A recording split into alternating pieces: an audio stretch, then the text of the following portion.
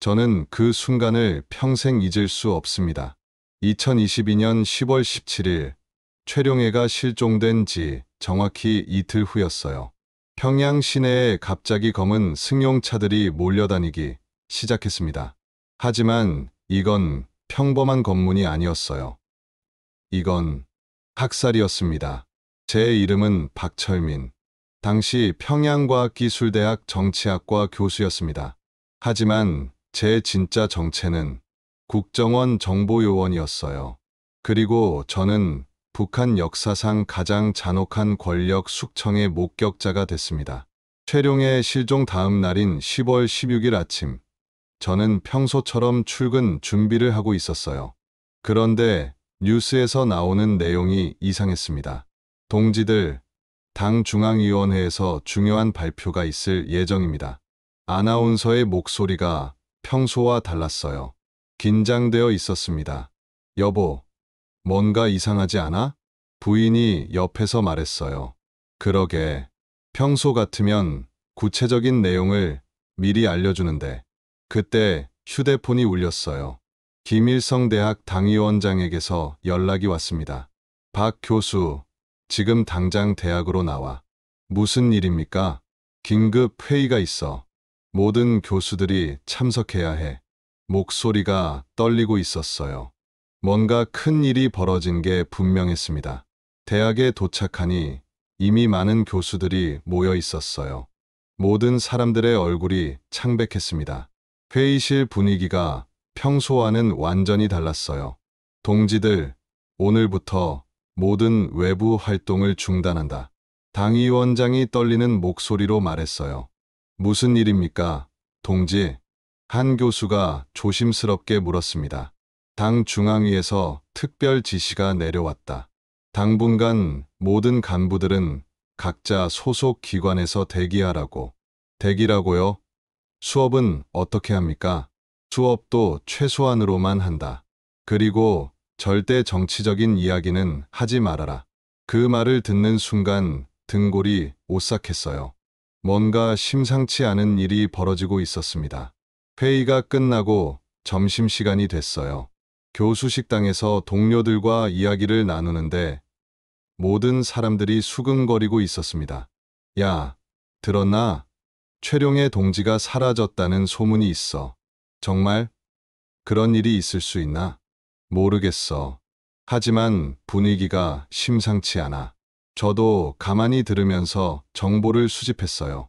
하지만 아직 확실한 건 아무것도 없었습니다. 그날 저녁 집에 돌아와서 부인에게 하루 있었던 일을 말했어요. 여보, 오늘 대학 분위기가 이상했어. 어떻게 이상했는데? 모든 사람들이 불안해하고 있어. 뭔가 큰 일이 벌어진 것 같아. 혹시 최룡해 관련 이야기야? 부인도 눈치챈 모양이었어요. 아마 그런 것 같아. 하지만 아직 확실하지는 않아. 그날 밤 잠자리에 들기 전 제 휴대폰에 긴급 메시지가 왔습니다. 국정원 담당관에게서였어요. 상황 매우 심각. 대규모 숙청 시작됨. 각별히 주의하라. 그 메시지를 보는 순간 가슴이 철렁했습니다. 정말로 뭔가 큰 일이 벌어지고 있었던 거예요. 다음 날인 10월 17일 새벽 3시. 갑자기 굉음이 들렸어요. 쾅, 쾅, 쾅. 여보, 저게 뭐야? 부인이 놀라서 깼어요. 모르겠어. 밖에서 나는 소리 같은데. 창문으로 내려다보니 충격적인 광경이 펼쳐져 있었습니다. 검은 승용차 6대가 우리 아파트 단지에 동시에 들이닥쳤어요. 보위성 요원들이었습니다. 당 중앙위원회 김철웅 동지, 긴급 소환이다. 5층에 살던 김철웅 과장이 끌려 나오고 있었어요. 평소 친하게 지내던 분이었거든요. 잠옷 차림으로 손이 뒤로 묶인 채였습니다. 나는 아무것도 하지 않았다. 왜 나를 데려가는가? 김 과장이 소리쳤어요. 하지만 보위성 요원들은 말없이 그를 차에 태웠습니다. 철웅아, 철웅아. 그의 부인이 울부짖으며 계단을 뛰어 내려왔어요. 하지만 보위성 요원들이 막아섰습니다. 가까이 오지 마라. 제발, 제발 내 남편을 데려가지 마세요. 부인이 무릎을 꿇고 애원했어요. 그 모습을 보니 가슴이 미어졌습니다. 엄마, 아빠가 왜 저러고 있어요? 7살 딸이 울며 엄마 치마를 잡아당겼어요. 아빠는 잠깐 어디 갔다 올 거야. 부인이 눈물을 닦으며 딸을 달랬어요. 하지만 그 눈에는 절망만이 가득했습니다. 30분 후 또 다른 승용차가 왔어요. 이번에는 당 선전선동부 박동혁 부부장이었습니다. 박동혁 동지, 긴급 소환이다. 무슨 일입니까? 나는 아무 잘못이 없는데. 하지만 보위성 요원들은 설명하지 않았어요. 그냥 끌고 갔습니다. 그 다음에는 외무성 리성호 국장, 그 다음에는 당 조직지도부 최영수 과장. 1시간 만에 우리 아파트 단지에서만 7명이 끌려갔어요. 여보, 이게 대체 무슨 일이야? 부인이 벌벌 떨며 말했어요. 모르겠어. 하지만 정말 위험한 상황인 것 같아. 저도 무서웠어요. 혹시 다음 차례가 저일지도 모른다는 생각이 들었거든요. 아침 7시가 되자 평소 같으면 출근하는 사람들로 붐비는 아파트 단지가 조용했어요. 모든 사람들이 집 안에 숨어 있었습니다. 아빠, 학교 안 가도 돼요? 아들이 물었어요. 오늘은 집에 있어. 밖에 나가면 안 돼. 왜요? 그냥 위험해서. 대학에 출근하니 평소 절반도 안 되는 사람들만 나와 있었어요. 모든 사람들이 불안에 떨고 있었습니다. 박 교수, 들었나? 김 교수가 다가와서 작은 목소리로 말했어요. 뭐려? 어젯밤에 대규모 체포가 있었다고 해. 어디서요? 평양 전역에서. 당 간부들이 수십 명 잡혀갔다는데. 그제서야 상황의 심각성을 깨달았어요. 이건 단순한 몇 명의 체포가 아니었습니다. 점심시간에 교수 식당에 갔는데 평소 같으면 시끄러울 정도로 떠들던 곳이 조용했어요. 모든 사람들이 작은 목소리로만 대화하고 있었습니다. 동지, 들었나? 당 중앙군사위 리병철 위원이 체포됐다고 하네. 정말인가? 그분은 김정은 동지의 측근 아닌가?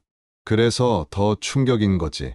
최룡해와 연결고리가 있다는 의혹 때문이라는데. 최룡해라고? 정말 최룡해가 사라진 거야? 그런 것 같아.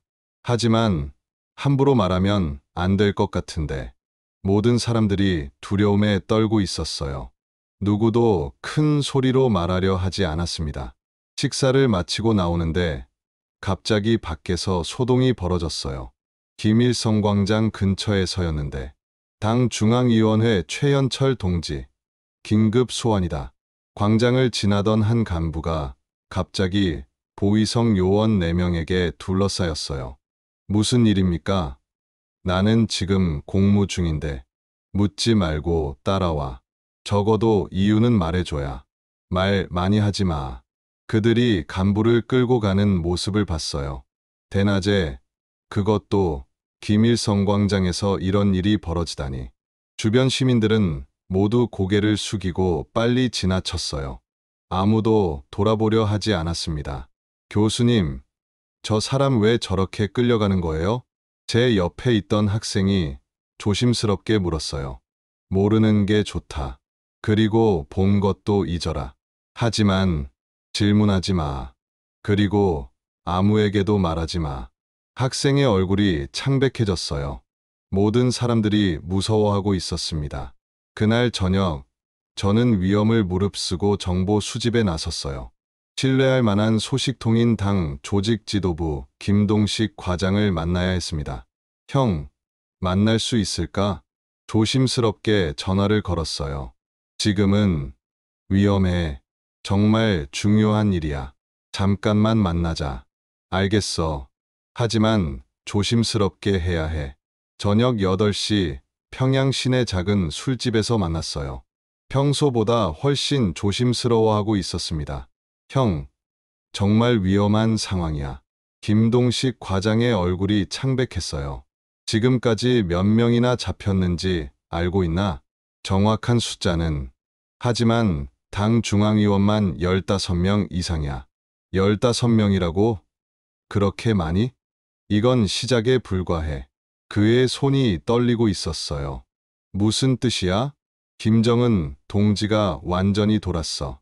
최룡해와 조금이라도 연결고리가 있는 사람은 모조리 제거하려고 하는 것 같아. 그럼 형도 위험하지 않나? 나야 최룡해와 직접적인 관계는 없었으니까. 하지만 언제 누가 지목될지 모르는 상황이야. 술을 한 모금 마신 후 그가 더 충격적인 말을 했어요. 들었나? 최룡해와 같은 함경도 출신들이 집중적으로 조사받고 있다는 소문이 있어. 함경도 출신이라고? 맞아. 지역연고주의라는 거야. 최룡해가 함경도 출신들과 파벌을 형성했다는 의혹 때문에. 그 말을 듣고 등골이 오싹했어요. 저도 함경도 출신은 아니지만 이런 식이라면 정말 아무나 체포당할 수 있겠다는 생각이 들었거든요. 형, 최룡해가 정말 어떻게 된 거야? 실종이야? 아니면 그걸 내가 어떻게 알겠어? 하지만 분명한 건 김정은 동지가 이번 일을 배신으로 받아들이고 있다는 거야. 배신이라고? 최룡해가 중국 고위층과 비밀 접촉을 했다는 소문이 있어. 김정은 동지 몰래 독자적인 외교 채널을 구축하려 했다는. 그게 사실이야? 확실하지는 않아. 하지만 김정은 동지는 그걸 확신하고 있는 것 같아. 대화가 끝나고 집에 돌아가는 길에 계속 뒤를 돌아봤어요. 혹시 누군가 따라오는 건 아닌지. 집에 도착해서 부인에게 상황을 설명했어요. 여보, 상황이 정말 심각해. 어떻게 심각한데? 지금까지 당 간부만 15명 이상이 체포됐어. 그렇게 많이? 그리고 이제 시작일 수도 있어. 부인의 얼굴이 창백해졌어요. 혹시 당신도 위험한 거 아냐? 아직은. 하지만 언제 어떻게 될지 모르겠어. 그날 밤 잠을 이룰 수 없었어요. 계속 최룡의 생각이 났거든요. 과연 그가 어떻게 된 건지, 그리고 이 숙청이 언제까지 계속될지. 다음 날인 10월 18일, 더욱 충격적인 일이 벌어졌어요. 대학에 출근하니 김 교수가 안 보였어요. 김 교수는 어디 갔나? 동료에게 물어봤더니 충격적인 대답이 돌아왔어요. 어젯밤에 체포됐어. 김 교수가요? 응. 새벽 2시경에 보이성에서 와서 데려갔다는데 가슴이 철렁했어요. 김 교수는 평소 정치적인 이야기를 거의 하지 않던 사람이었거든요. 이유가 뭔데? 글쎄, 최룡해와 연관되었다는 건데 뭐가 연관된 건지는 모르겠어. 점심시간에 더 자세한 소식을 들을 수 있었어요. 김 교수가 예전에 최룡해 동지 강연회에 참석했었다는군. 강연에 참석한 게 죄가 되나? 요즘에는 그것도 의심받는 거야. 최룡해와 조금이라도 접촉한 사람들을 다 조사하고 있어. 그 말을 듣고 정말 무서워졌어요. 저도 몇 번 최룡해와 만난 적이 있었거든요. 오후에는 더욱 끔찍한 소식이 들려왔어요. 들었나? 어젯밤에 평양 시내 곳곳에서 동시에 체포가 있었다는데 몇 명이나? 정확하지는 않지만 수십 명은 될 거야. 수십 명이라고? 당 간부, 군 간부, 심지어 대학 교수들까지. 제 차례가 언제 올지 모른다는 생각에 온몸이 떨렸어요.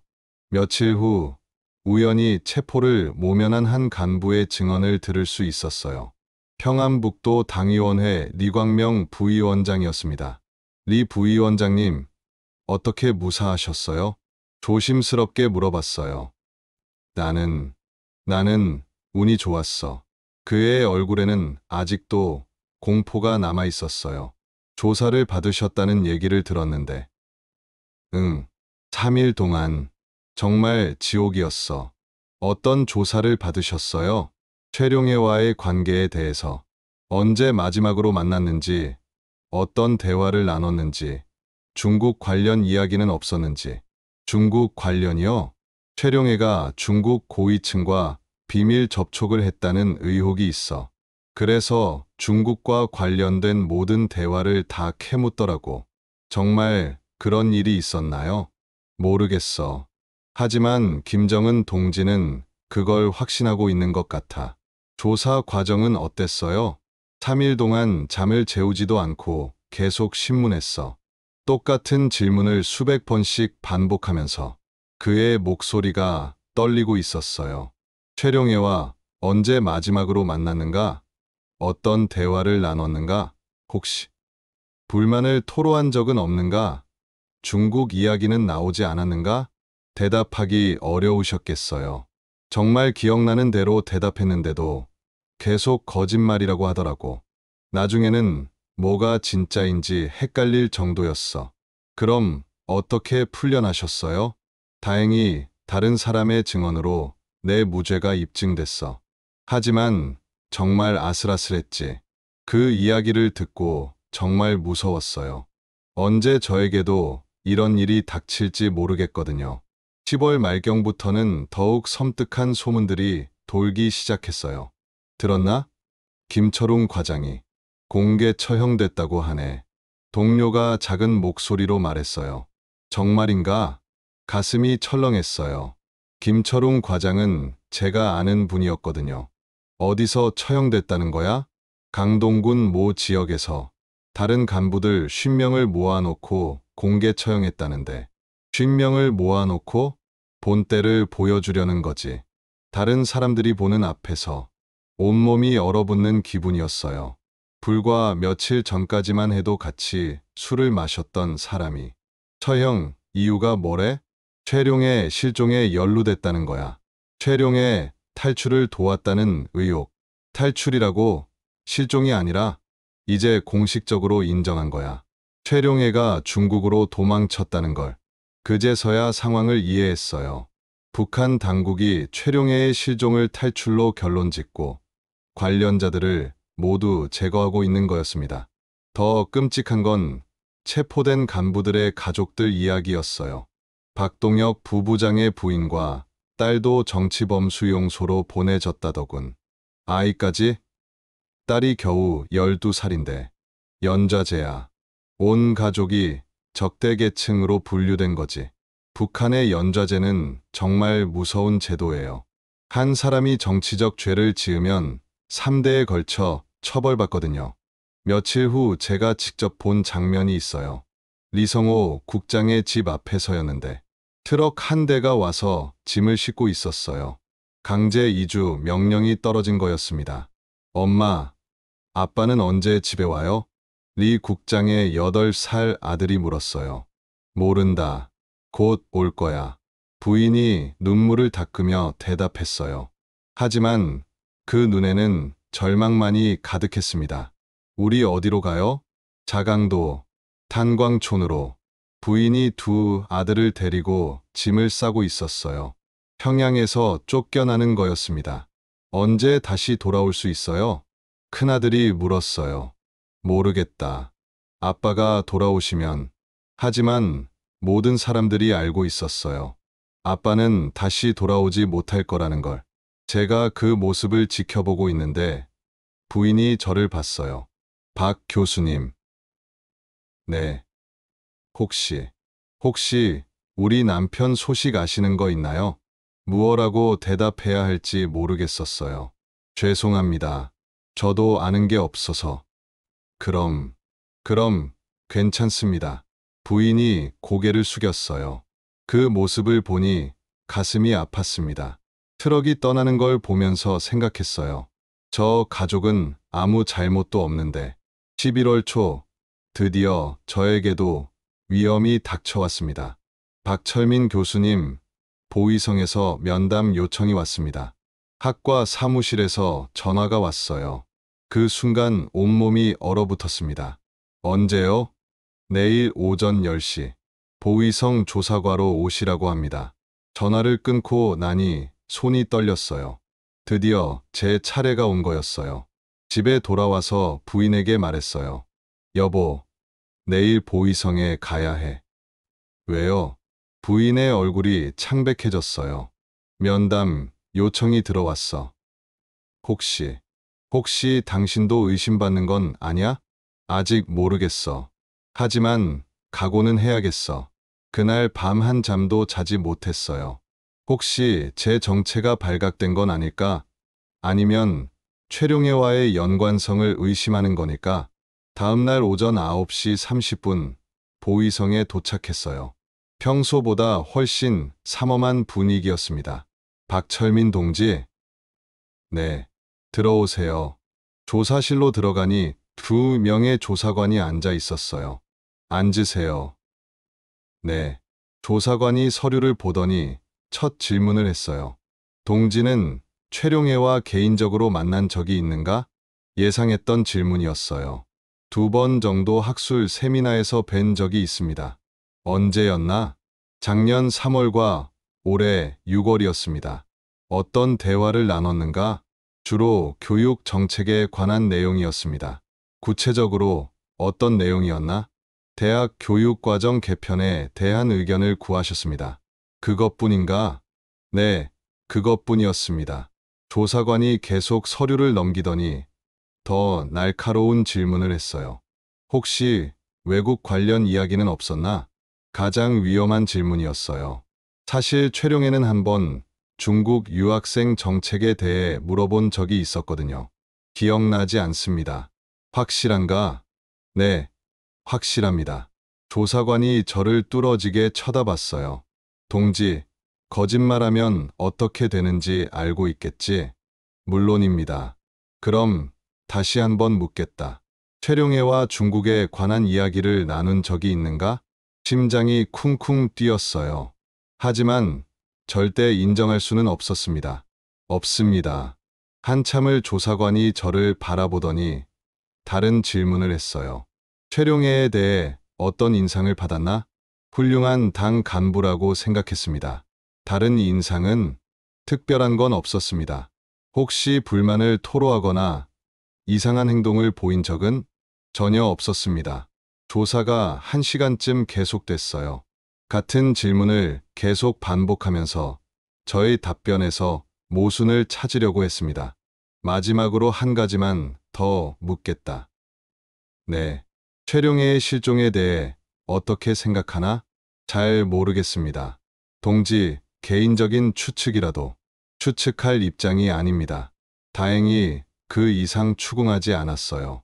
하지만 마지막에 경고는 확실했습니다. 앞으로 더 조심하도록 하라. 혹시 최룡해와 관련된 어떤 정보든 알게 되면 즉시 신고하라. 네, 알겠습니다.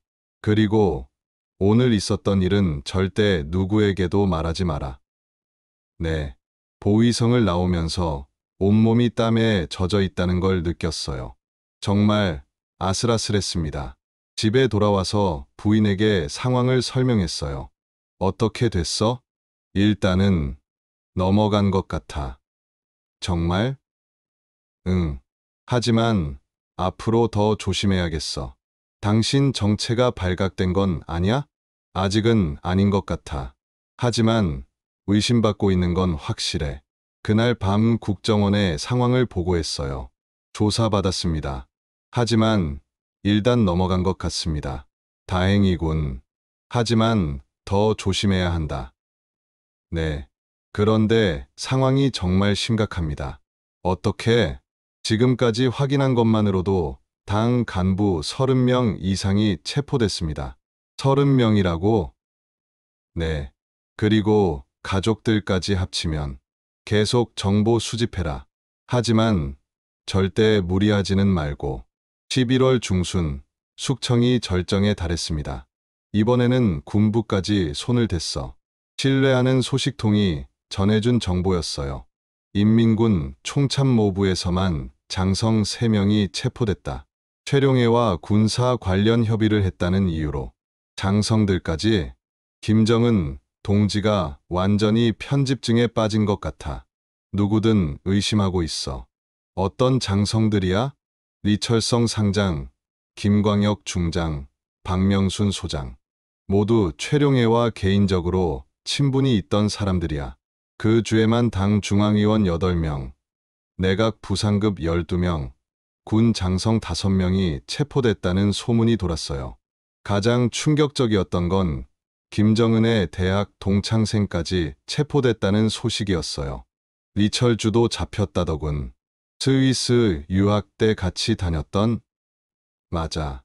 김정은 동지와 개인적으로 친했던 사람인데 왜 그 사람까지? 최룡해가 김정은 동지의 개인사를 너무 많이 알고 있다고 판단한 것 같아. 그래서 김정은 동지와 친한 사람들도 다 의심하는 거지. 정말 무서웠어요. 이제는 개인적 친분조차 위험한 시대가 된 거였습니다.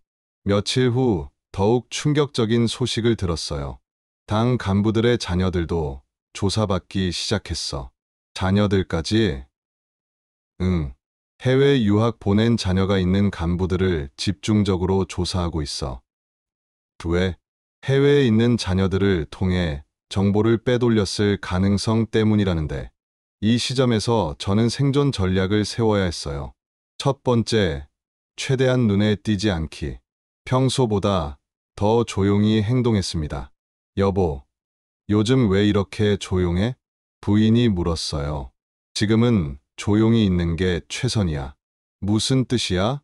아무 말도 하지 말고, 아무것도 하지 말고, 그냥 숨죽이고 있어야 해.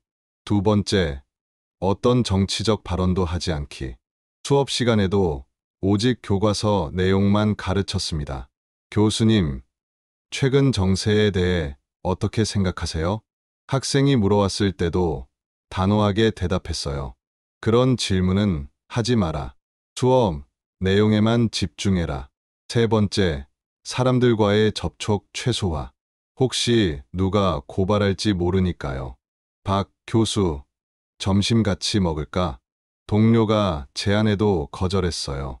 미안해. 오늘은 바빠서. 그럼 내일은?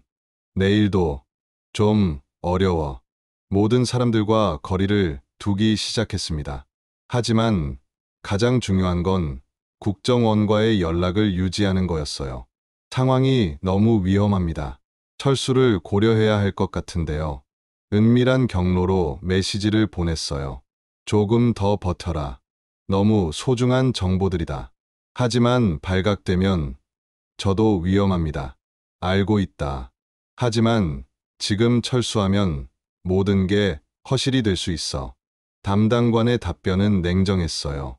11월 말 더욱 끔찍한 소문이 돌기 시작했어요. 들었나? 정치범 수용소에서 집단 처형이 있었다는데. 정말? 최룡해 관련자들이라는데. 한 번에 20명을 처형했다는 거야. 20명을? 총살이 아니라 교수형으로. 온몸이 오싹해졌어요. 왜 교수형으로? 더 고통스럽게 죽이기 위해서래. 본보기로. 그 이야기를 듣고 정말 무서웠어요. 혹시 저도 저런 운명을 맞을지. 12월 초, 저는 이 숙청의 마지막 장면을 목격했습니다. 오늘 만수대의 사당에서 특별 회의가 있다고 하네. 동료가 말했어요. 무슨 회의? 최룡해 관련자들 처리 결과 보고회라는데. 호기심을 억누를 수 없어서 만수대의 사당 근처에 가봤어요. 평소보다 훨씬 삼엄한 경비였습니다. 검문소에서 신분증을 확인당했어요. 어디 가시는 겁니까? 대학, 업무로 지나가는 길입니다. 오늘은 이 길로 통행이 제한됩니다. 그럼 어디로 가야 하나요? 돌아서 가세요. 할 수 없이 멀리서 지켜봤어요. 오후 3시경 회의가 끝나고 참석자들이 나오기 시작했어요. 모든 사람들의 표정이 창백했습니다. 어떻게 됐나 보네. 옆에서 누군가 중얼거렸어요. 뭐가 어떻게 됐다는 거지? 최룡해 관련 숙청 말이야. 이제 끝났나 보네. 어떻게 알아? 저렇게 다들 안도하는 표정을 보니 더 이상 잡아갈 사람도 없고. 그날 저녁 라디오에서 발표가 있었어요. 반당반영명 분자 최룡해와 그 일당을 완전히 소탕했다. 아나운서의 목소리가 엄숙했어요. 이번 숙청으로 총 127명의 반동분자가 처벌됐으며 이들의 가족 324명이 정치범 수용소에 수용됐다. 그 숫자를 듣는 순간 저는 결심했어요. 더 이상 여기 있을 수 없다고. 127명의 간부와 324명의 가족, 총 451명이 한 사람의 실종 때문에 희생된 거였어요. 집에 돌아와서 부인에게 말했어요. 여보, 우리 떠나야 할 것 같아요. 왜요? 무슨 일이에요? 더 이상 안전하지 않아요. 언제 우리에게도 이런 일이 닥칠지 모르겠어요. 부인은 처음에 반대했어요. 평양에서 나름대로 안정된 생활을 하고 있었거든요. 하지만 여기서 계속 살 수 있잖아요. 아니야. 김정은이 이 정도로 편집증에 빠져 있다면 언제든 또 이런 일이 벌어질 수 있어. 그래도 451명이야. 451명이 한 사람 때문에 희생됐어. 하지만 제가 지켜본 숙청의 참상을 자세히 설명하자 부인도 동의했어요. 정말 그렇게 많은 사람들이 희생됐다고요? 내가 직접 본 거야. 김철웅 과장, 박동혁 부부장, 리성호 국장. 모두 내가 아는 사람들이었어.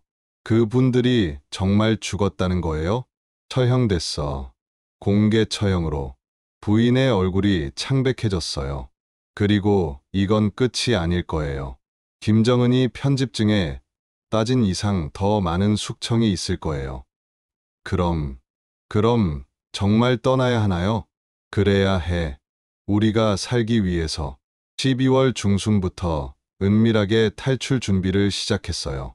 먼저 국정원에 상황을 알렸습니다. 철수를 요청합니다. 이유가 뭔가? 더 이상 버틸 수 없을 것 같습니다. 무슨 일이 있었나? 451명이 희생됐습니다. 한 사람의 실종으로. 451명이라고? 네. 더 자세한 내용은 나중에 보고하겠습니다. 며칠 후 답변이 왔어요. 철수 승인됐다. 다음 달 중순경 기회를 만들어 주겠다. 드디어 허가가 떨어졌어요. 그동안 수집한 정보들을 정리하기 시작했습니다. 숙청 명단, 처형 방법, 가족들의 연좌제, 처벌 내용까지. 이 정보들이 밖으로 나가면 큰 파장을 일으킬 거야. 하지만 위험성도 컸어요. 발각되면 저도 즉시 처형당할 거였거든요. 당신 정말 괜찮겠어요? 부인이 걱정했어요. 지금까지 온 걸 헛되게 할 수는 없어요. 이 정보들이 세상에 알려져야 해요. 하지만 위험해요. 위험하지만 해야 해요. 451명의 희생이 헛되지 않도록. 탈출 전 마지막으로 한 가지 더 확인하고 싶은 게 있었어요. 최룡해의 진짜 실종 이유였습니다. 형, 최룡해가 정말 중국으로 도망간 거야? 믿을 만한 소식통에게 마지막으로 물어봤어요. 그건 확실하지 않아. 무슨 뜻이야? 김동식 과장이 주위를 둘러보더니 작은 목소리로 말했어요. 사실은 김정은이 최룡해를 제거한 거일 수도 있어. 제거했다고? 응. 그런데 시체가 발견되면 너무 큰 파장이 일 것 같아서 실종으로 처리한 거지. 그럼 지금까지의 숙청은 김정은 자신이 벌인 살인을 덮기 위한 연막작전일 수도 있어. 최룡해와 연관된 모든 사람을 제거해서 진실을 숨기려는. 이 정보를 들었을 때 등골이 오싹했어요. 만약 이게 사실이라면 증거는 있어? 확실한 증거는 없어. 하지만 정황상 그럴 가능성이 높아. 어떤 정황? 최룡해가 마지막으로 목격된 게 10월 13일이야. 그런데 공식적으로 실종 발표가 난 건 10월 15일이지. 이틀의 공백이 있었다는 거야? 맞아. 그 이틀 동안 뭔가 있었을 거야. 그럼 최룡해는 아마 이미 죽었을 거야. 10월 13일에 정말 충격적인 이야기였어요. 만약 이게 사실이라면 451명이 이미 죽은 사람 때문에 희생된 거였어요. 2023년 1월 15일 드디어 탈출 날이 왔습니다. 오늘 밤 12시에 두만강 상류 지점에서 만나자. 브로커에게서 연락이 왔어요. 저녁을 먹으면서 가족들에게 마지막 당부를 했어요. 오늘 밤에 떠날 거야. 정말요? 아들이 물었어요. 응. 그리고 절대 누구에게도 말하면 안 돼. 왜요? 위험하니까.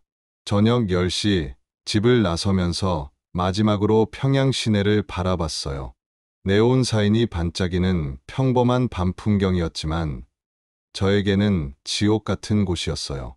여보, 정말 후회 없어요? 없어요. 우리는 진실을 세상에 알려야 해요. 451명의 진실을? 맞아. 그들의 희생이 헛되지 않도록.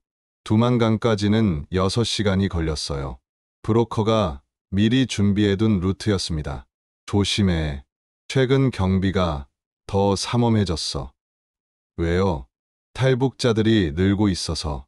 특히 고위층 탈북이 많아지고 있어. 고위층이요? 응. 최룡의 사건 이후로 불안해하는 간부들이 많아. 강을 건너면서 뒤돌아본 북한 땅. 저기서 451명이 한 사람 때문에 희생됐다는 게 믿어지지 않았어요. 한 달 후 인천공항에 도착했을 때의 기분을 잊을 수 없어요. 박철민 씨, 안전하게 도착하셨네요. 국정원 직원이 마중 나와 있었어요. 네, 가져온 정보가 있습니다. 어떤 정보인가요? 최룡의 사건의 전무입니다. 정말요? 네. 451명의 명단까지 있습니다. 직원의 표정이 진지해졌어요. 일단 안전한 곳으로 모시겠습니다. 내일부터 본격적인 디브리핑을 하죠. 하루 후 본격적인 디브리핑이 시작됐어요. 정말 127명이 숙청됐다고요? 네, 제가 직접 확인한 숫자입니다. 가족들까지 합치면 451명. 담당관이 충격을 받은 듯 했어요. 어떻게 확인하셨습니까? 제가 직접 목격했고 신뢰할 만한 소식통들에게서 정보를 수집했습니다. 명단도 있다고 하셨는데요. 네, 대부분의 이름과 직책을 기록해뒀습니다. 명단을 보여드리니 담당관이 놀랐어요. 이 사람들이 정말 다 죽었다는 거예요? 네, 처형되거나 정치범 수용소에서 사망했습니다. 이 정보가 공개되면 큰 파장을 일으킬 겁니다. 그래야 합니다. 북한의 실상을 세계가 알아야 해요. 최룡해의 실제 운명에 대해서도 새로운 정보가 있다고 하셨는데요. 네, 탈출이 아니라 김정은에 의해 제거되었을 가능성이 높습니다. 근거는 시간상의 공백과 목격자들의 증언입니다. 6개월 후 저는 유엔 인권이사회에서 증언했습니다. 북한에서는 한 사람의 실종으로 인해 451명이 희생됐습니다. 회의장이 조용해졌어요. 이들 중 상당수는 최룡해와 직접적인 관계도 없었습니다. 단지 같은 지역 출신이라는 이유만으로 혹은 한 번 만난 적이 있다는 이유만으로 희생됐습니다. 각국 대표들이 심각한 표정으로 들었어요. 더욱 충격적인 것은 이 모든 희생이 이미 죽은 사람 때문에 벌어졌을 가능성이 높다는 점입니다. 무슨 뜻입니까? 한 대표가 질문했어요. 최룡해는 실종된 것이 아니라 김정은에 의해 이미 제거되었을 가능성이 높습니다. 그리고 이 사실을 숨기기 위해 451명을 희생시킨 것으로 보입니다. 그럴 수 있는 일입니까? 북한에서는 충분히 가능한 일입니다. 독재자의 범죄를 숨기기 위해 수백 명을 희생시키는 것이. 증언 후 여러 나라에서 북한 제재 강화를 요구했어요. 한국 방송에도 여러 번 출연했습니다. 최룡해 실종의 진실은 무엇이라고 보십니까? 앵커가 질문했어요. 두 가지 가능성이 있어요. 정말 탈출했거나 아니면 김정은이 제거한 후 실종으로 위장한 거거나. 어느 쪽이 더 가능성이 높다고 보시나요? 개인적으로는 후자라고 생각합니다. 숙청의 규모가 너무 컸어요. 마치 뭔가를 덮으려는 것처럼. 451명이라는 숫자가 정말 맞나요? 네, 제가 직접 확인한 숫자입니다. 시청자들의 반응이 뜨거웠어요. 댓글에는 북한 정권에 대한 분노가 가득했습니다. 이렇게 많은 사람이 한 사람 때문에 죽다니 정말 끔찍한 독재 국가다. 통일이 빨리 와야 한다. 지금은 북한 전문가로 활동하고 있어요. 박 교수님, 북한의 변화 가능성이 있을까요? 대학 강의에서 학생이 질문했어요. 김정은 정권이 계속되는 한 어렵다고 봅니다. 451명을 희생시킬 수 있는 체제가 스스로 변화할 리 없으니까요. 그럼 통일은 언제쯤 가능할까요? 북한 주민들이 진실을 알게 되는 순간부터 시작될 겁니다. 어떤 진실 말씀이세요? 자신들의 지도자가 얼마나 잔인한 사람인지, 그리고 바깥 세상이 얼마나 자유롭고 풍요로운지에 대한 진실 말이에요. 최룡의 실종 사건으로부터 2년이 지났습니다. 북한에서는 여전히 그의 이름을 언급하는 것 자체가 금기가 됐어요. 하지만 진실은 언젠가 드러날 겁니다. 여보, 후회하지 않아요? 부인이 가끔 물어봐요. 전혀. 우리가 세상에 알린 진실 덕분에 더 많은 사람들이 북한의 실상을 알게 됐잖아요. 451명의 희생이 헛되지 않았다는 뜻인가요? 그렇죠. 그분들의 희생으로 세계가 북한의 참모습을 알게 됐으니까요. 최근에는 북한 내부에서도 변화의 조짐이 보인다고 해요. 젊은 세대들이 외부 정보에 더 많이 노출되고 있거든요. 언젠가 북한도 변할 거예요. 그때 우리가 모은 이 정보들이 큰 도움이 될 겁니다. 통일 후에 말이에요. 네. 그때 451명의 진실이 모두 밝혀질 거예요. 한 사람의 실종으로 시작된 이야기가 451명의 희생으로 이어졌습니다. 하지만 이것이 북한의 현실입니다. 독재자의 편집증이 수백 명의 생명을 앗아가는 김철웅 과장, 박동혁 부부장, 리성호 국장. 제가 아는 모든 분들이 희생됐어요. 그들의 가족들도 함께. 7살 소녀가 아빠를 찾으며 울던 모습. 12살 소년이 엄마와 함께 짐을 싸던 모습. 그 모든 것이 아직도 생생해요. 하지만 그분들의 죽음이 헛되지는 않았습니다. 세계가 북한의 진실을 알게 됐으니까요. 여러분이 이 이야기를 통해 북한의 실상을 더 깊이 이해하셨기를 바랍니다. 그리고 언젠가 분단된 우리 민족이 하나가 되는 그날까지 우리는 진실을 알려나가야 할 것입니다. 451명. 이 숫자를 잊지 마세요. 한 사람의 실종 때문에 희생된 사람들의 숫자입니다. 김정은의 편집증이 얼마나 많은 무고한 생명을 앗아갔는지, 북한이라는 체제가 얼마나 비인간적인지를 보여주는 숫자입니다. 그들의 이름을 기억해 주세요. 김철웅 과장, 박동혁 부부장, 리성호 국장.